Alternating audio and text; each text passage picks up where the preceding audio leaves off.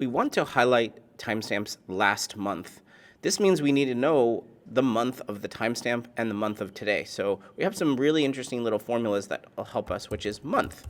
And we just wrap any timestamp or any date with the month, and we know what month it's in. This is 12, this is 1 here, it's January. So we're just looking for a number 1 through 12. We can wrap month around today and say, hey, today is 1, or January.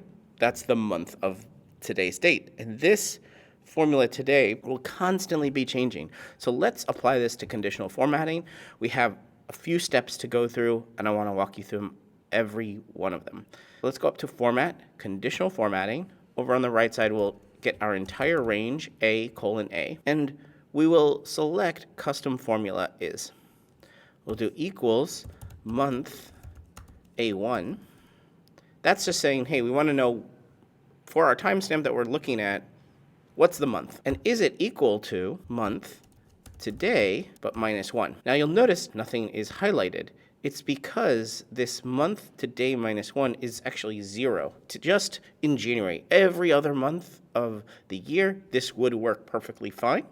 And you might not even know that there's going to be an error or nothing in January, but this won't work in January. We need to add a few things to it. One, we need to wrap if today -1 is equal to 0. Well, what do we want to do if it's true? If it's true, we just want 12, because we know 0 actually means 12.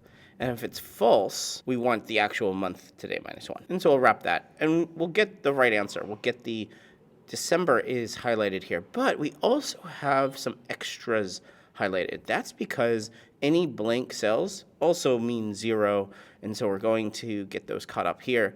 So we need to do one more thing and wrap another if around our if and say is date.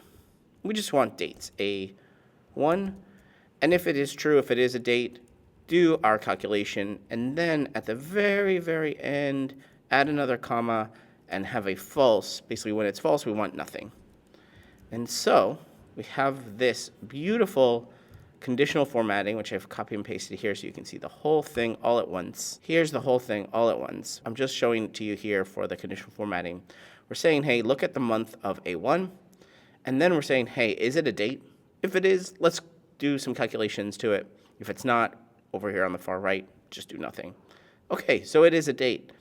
And if it's today is 0, then today's going to be 12. Now, are these two same? But if it's not, we're going to do the month of today -1 to find out the real number. That's how you highlight timestamps last month.